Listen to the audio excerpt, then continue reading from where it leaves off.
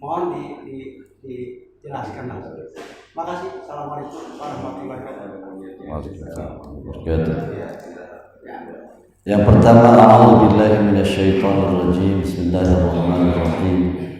Ijtanibu kaba'ira ma tunhauna 'anhu nukaffir 'ankum sayyi'atikum wa nudkhilkum mudkhalan karima. Yang pertama, perintah dari Allah Subhanahu wa taala menjauhi dosa-dosa yang besar. Jadi dosa itu ada dua, ada dosa besar, ada dosa kecil. Dosa yang besar ini dalam Al-Quran diistilahkan dengan kabair. Kabair. Sementara dosa yang kecil ini diistilahkan dengan sayyiat. Sayyiat. Di situ ayatnya, orang yang menjauhi dosa-dosa yang besar, tidak melakukan dosa besar. Dosa besar itu seperti apa? Sihir, zina, membunuh, apalagi menyekutukan Allah, syirik itu. Durhaka kepada orang tua.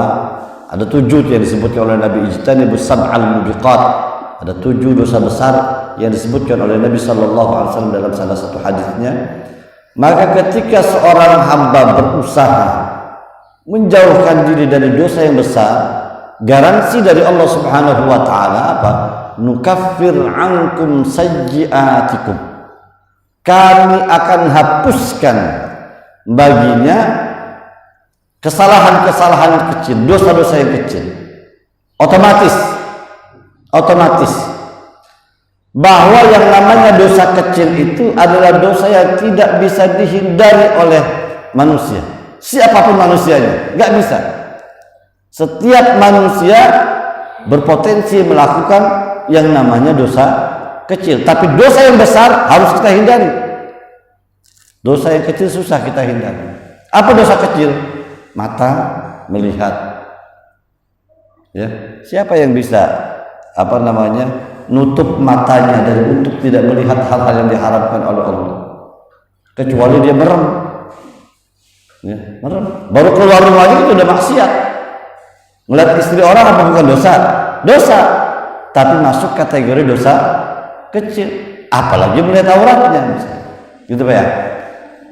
Dosa kecil sudah kita lakukan, tapi kita tahan supaya tidak melakukan dosa besar. Apa dosa besarnya? Zina. Melihat, apalagi itu istilahnya itu. Melihat, kemudian janjian, ketemuan, kemudian bersentuhan, sampai pada tahap berikutnya baru berbuat melakukan zina. Itulah dosa besar. Sebatas hanya melihat doang, tidak sampai melakukan, ya maka dosa yang kecil ini terhapuskan. Di antaranya tadi misalnya orang yang berpuasa bulan Syawal, ya. Orang yang berpuasa bulan Syawal 6 hari di bulan Syawal itu pahalanya sama dengan berpuasa setahun penuh. Itu pahala orang yang berpuasa 6 hari di bulan Syawal itu setara dengan orang yang berpuasa setahun penuh. Artinya otomatis Pak ya. Jadi kayak kita wudhu itu apa? Menghilangkan dosa-dosa yang kecil. Ya, otomatis. Berarti tidak ada catatannya nanti itu. Ya, karena sudah terhapuskan dengan wudhu kita, dengan istighfar kita, dengan sunnah taubat kita, dengan memohon ampun kita, itu sudah secara otomatis terhapuskan dosa-dosa yang kecil itu, kecuali dosa yang besar. Yang kedua, ini saya belum bisa jawab ini. Orang yang kesombongannya. Itu saya belum bisa jawab itu. Kalaupun saya jawab saat ini, yang dimaksud monyet di sini bukan monyet yang sesungguhnya. Bukan monyet yang sesungguhnya. Jadi orang-orang yang sombong dengan kesombongannya akan Allah kutuk dia menjadi monyet. Ya. Monyet ini mungkin hanya sifatnya saja seperti seperti monyet, tidak monyet sesungguhnya, kecuali di ayat yang lain di surat Al-Baqarah, itu orang-orang yang melanggar aturan Allah Subhanahu wa taala untuk tidak memancing di hari Sabtu. Itu kaumnya Nabi siapa itu? Kaumnya Nabi Musa alaihissalam, lalu kemudian dikutuk menjadi monyet. Kalau itu iya memang monyet yang sebenarnya dikutuk oleh Allah menjadi monyet. Tetapi jangan kemudian beranggapan bahwa monyet-monyet yang ada di Solear, yang ada di mana, itu keturunan dari monyet-monyet yang pernah ada di zaman Nabi Musa alaihissalam. Enggak, yang dikutuk itu hanya sekelompok monyet, sekelompok orang itu saja yang jadi monyet. Ya sudah, itu dia tidak berkembang biak, tidak punya keturunan sampai ke Solear segala, enggak. Yang di Cisoka ya. Wallahu a'lam bishawab. Waalaikumsalam. Tadi mendengar yang wanita pertama itu untuk zaman sekarang hanya beras keris. Yang mana tuh? Yang istri tadi menjaga.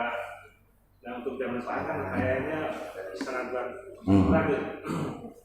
Kita melihat orang kita melihat di kehidupan keseharian aja kan dosa-dosa itu nggak bisa dihindarkan di kota.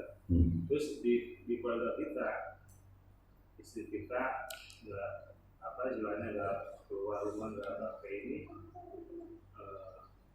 nanti pertanggungjawaban kita sebagai suami itu ini nggak dosa, atau dia otomatis termasuk dosa kecil tadi gitu, dengan itu gugur sendiri gitu.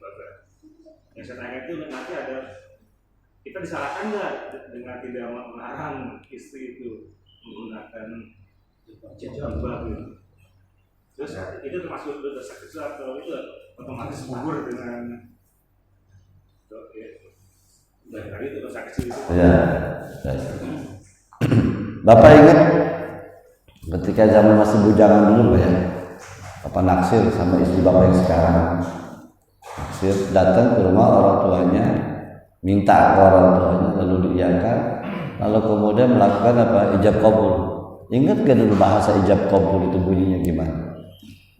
Bapak, orang tua istri kita dulu bilang gimana?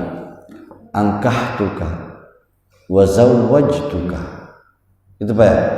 Bahasa Indonesianya, saya nikahkan engkau dan saya kawinkan engkau dengan Fulana binti anak saya, dengan mas kawin sekian dan seperangkat sholat dibayar tunai. Apa jawaban kita waktu itu? Qabiltu. Gagah kan kita. Qabiltu. Lagi jawab qabiltu tuh gagah kita. Kadang-kadang tangan tuh langsung megang. Lupa kita bahwa perjanjian ini sesungguhnya adalah apa? Peralihan amanat dari orang tua, bapak, kepada kita sebagai suami. Seakan-akan dia bilang begini, nih mas, ini anak saya, ini amanat Allah kepada saya selama 16 tahun, 20 tahun, 22 tahun, sampai kemudian anak saya kuliah, selesai beres kuliah, kamu datang ke sini minta, ya sudah, sekarang saya serahkan anak saya yang gadis ini, yang perempuan ini, sepenuhnya dari ujung rambut sampai ujung kaki saat ini menjadi tanggung jawab kamu. Seakan-akan begitu bahasanya seperti itu. Kita bilang apa? Ya saya terima. Berarti apa? Yang sebelumnya itu menjadi tanggung jawab orang tua, makan nggak makan orang tua yang dosa, sholat nggak sholat orang tua yang dosa, terutama bapak, menutup aurat tidak menutup aurat orang tua yang dosa, terutama bapak. Saat kita bilang qabiltu, semuanya beralih kepada kita amanat itu. Maka dosa istri itu menjadi dosa kita sebagai suami. Ketika istri misalkan keluar rumah tanpa hijab atau tidak berhijab, terlihat auratnya di hadapan laki-laki yang lain, maka itu juga menjadi bagian dosa kita. Kenapa? Karena istri adalah tanggung jawab kita, dosanya adalah dosa kita, gitu. Jadi bukan itu tidak termasuk dosa kecil yang dengan wudhu terhapuskan. Karena menutup aurat itu dihukumi wajib. Wajibnya wajib apa? Wajib aini, wajib bagi setiap individu perempuan yang sudah balik. Bahkan dalam riwayat yang lain, satu helainya saja hitungannya itu luar biasa. Satu helai rambutnya saja itu hitungannya di neraka sekian puluh tahun lama. Kecuali kalau suaminya sudah mengingatkan, kalau mau keluar tutup auratnya, ini sudah gugur kewajiban kita. Kalau kita sudah ingatkan. Tapi kalau kita enjoy saja, bisa saja. Itu lain lagi. Ya. Istri boncengan sama orang lain misalnya. Kita biasa-biasa aja, nggak ada rasa cemburu. Biasa-biasa aja. Ini yang dalam bahasa agama laki-laki seperti ini disebut dayus.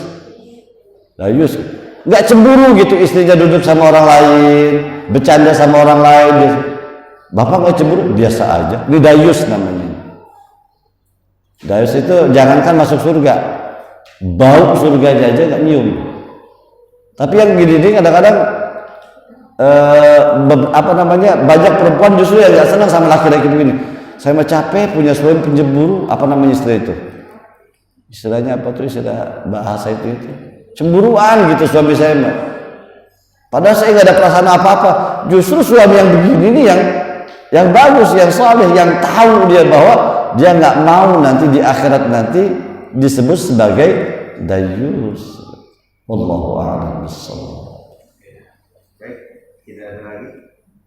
Kalau tidak ada lagi, mari kita terima kasih Pak Ustaz atas jawaban-jawaban pertanyaan yang pada kesempatan subuh hari ini. Sebelum kita mengakhiri ta'lim pada kesempatan ini, sebelum kita doa bukaratul majlis, ada infak, silakan nanti dicicipi dari Pak Haji Amin. Alhamdulillah, jazakumullah khairan. Semoga infak dan sedekahnya diterima oleh Allah Subhanahu wa taala. Baik para jamaah sekalian, mari kita sama-sama berdoa dengan doa kepada Allah.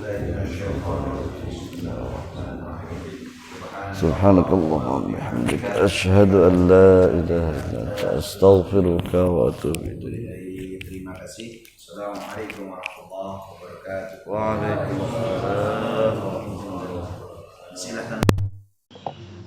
Amin.